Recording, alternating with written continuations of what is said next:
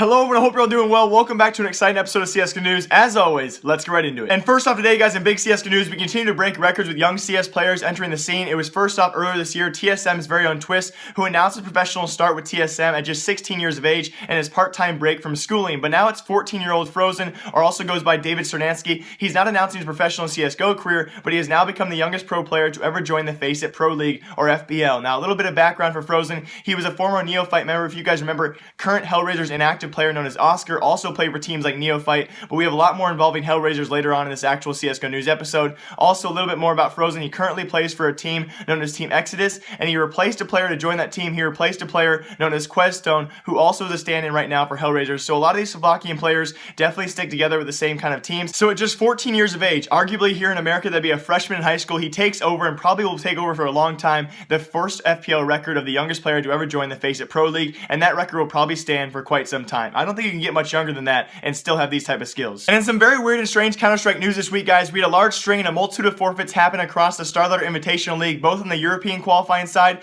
as well as the North American qualifying side, the first of which in the European side involving Mouse Sports, who decided not to show up whatsoever to the actual Starladder Invitational tournament after shading their lead from the tournament for personal reasons. Now, it's kind of strange here as well. No other news sources such as Starladder or Mouse Sports has come out to say why they didn't participate, so I expect to hear a story about that sometime soon. Also, on the other side of things, on the North American qualifiers, we had our first team known as Team Rush. They forfeited their second day match to Selfless Gaming. After a first day loss to Tectonic, they decided not to show up for match number 2 against Selfless Gaming, and they forfeited that match. Now, very ironically here, the next day against Selfless Gaming, Tectonic also forfeited their match, so I don't know what Selfless Gaming is doing if they're intimidating these teams, but apparently Tectonic forfeited that match as well, and we still have yet to hear from Starladder or any of these teams as to why they forfeited these matches. So very curious there. I can't wait to hear about Starladder and why they actually had these teams forfeit all these games sequentially, all following one another. And then a further surprise of this, of course, we had Selfless Gaming move out of group stages. They actually moved on from Group B solely because these teams decided to forfeit themselves and not show up to the matches. Of the NA qualifiers, we had 2 of the 4 teams just not show up and forfeit their matches. So that was some weird CSGO news to happen this last weekend.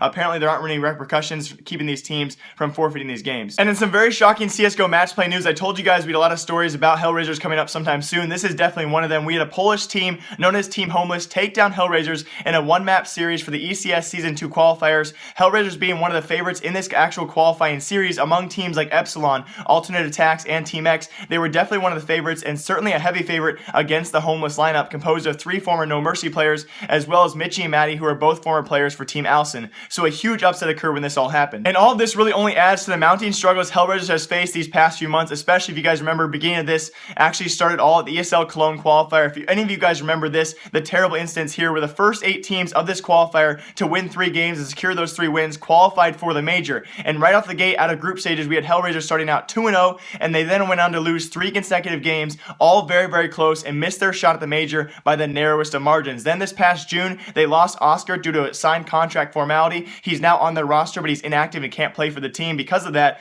And this team's been quiet ever since, all until now when they come up in the news and they've lost to a team who very few people could actually predicted they'd actually lose to. And apart from their actual free pass to the semifinals in the Starladder Invitational League, because as I told you guys before, Mouse Sports just forfeited the match and they probably would have been able to beat HellRaisers. Besides that, HellRaisers' future is looking very skeptical, and it's all in the air right now as to where this team can go and where they can take themselves. And the North American shuffle continues to happen. As many of you guys have heard about, Winterfox's huge change just yesterday as they dropped over half their roster. This is a really rare thing. They dropped 3 of their players, 3 of those players being XP3, Anger, and Flowsick. Although the 3 of these guys will apparently be remaining together for the time being, this leaves Winterfox with just 2 players as of right now, that is Hades and Lex, but their future is very undecided, and a lot of people are not even sure if the team is still together as a whole. Now, XP3 will probably continue, and we can assume he's going to continue his coaching role for the Selfless Female CSGO team. If you guys didn't know that, he was a part-time player for Winterfox and also coaching the Selfless Female team. We can expect he'll continue that, but even more interesting, guys, here was a response from team player Anger, who was also kicked,